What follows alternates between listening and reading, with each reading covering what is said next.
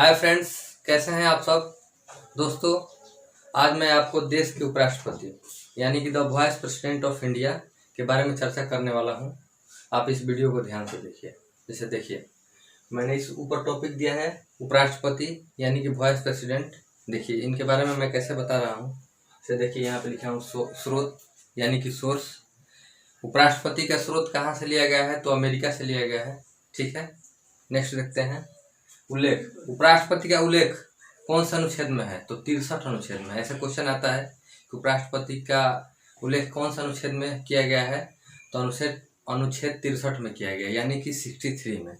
ठीक है, नेक्स्ट देखते हैं। यह राज्यसभा का पदेन सभापति होता है। उपराष्ट्रपति राज्यसभा का पदेन सभापति होता है।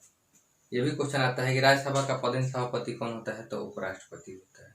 इसकी चर्चा जो है किस अनुच्छेद में की गई है, तो इसकी चर्चा जो है 64 और 89 में की गई है। ऐसा है, हम लोग जो ब्लूसेंट पढ़ते हैं तो उसमें 64 में ही दिया गया है। 89 के बारे में कुछ खास नहीं दिया गया है, लेकिन जो है ये दोनों अनुच्छेद में इसका चर्चा किया गया है।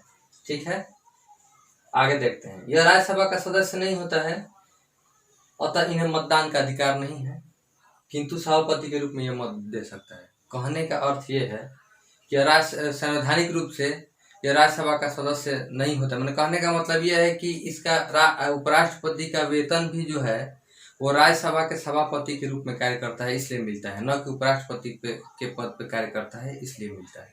ठीक है, इन्हें मतदान का कोई अधिकार नहीं है, किंतु यह सभापति के रूप में मत दे सकता है। ठीक है, समझे। आगे देखते हैं। आगे लिखा है योग्यता यानी कि एलिजिबिलिटी। उपराष्ट्रपति की योग्यता क्या है उसके बारे में मैं चर्चा करने वाला हूँ। देखिए ध्यान से। वह भारत का नागरिक हो। यह तो सबको पता है कि भारत के उपराष्ट्रपति अगर बनना हो तो सबसे पहले अनिवार्य है कि आप भारत के नागरिक हो। ठीक है, उम्र कम से कम 35 साल हो। उपराष्ट्रपति पद के योग्य के लिए उम्र जो है 35 हो या 35 से अधिक हो, तभी ही आप उपराष्ट्रपति पद के योग्य माने जाएंगे। आगे देखते हैं। निर्वाचन के समय वो किसी भी लाभ के पद पे न हो। निर्वाचन के समय वो किसी भी लाभ के पद पे न हो यानी कि किसी भी सरकारी पद पे, लाभ के पद पे न हो।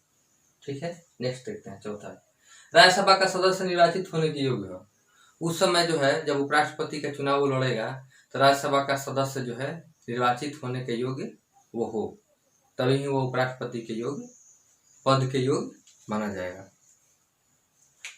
हो गया। आगे देखते हैं उपराष्ट्रपति के विशेषता के बारे में, यानी कि the eligibility, the speciality of the vice president.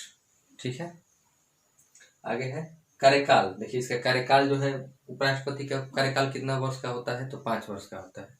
इसकी चर्चा जो है अनुच्छेद 67 यानी कि 67 में किया गया है। उपराष्ट्रपति का कार्यकाल कितने वर्ष का होता है, तो 5 वर्ष का होता है। उपराष्ट्रपति का कार्यकाल कितने वर्ष का होता है, तो 5 वर्ष का होता है। इसकी चर्चा कौन से अनुच्छेद में की गई है, तो अनुच्छेद 67 में की गई यानी कि 63 में की गई है। ठीक है, उसके बाद अगला नेक्स्ट देखते हैं। दूसरा, राष्ट्रपति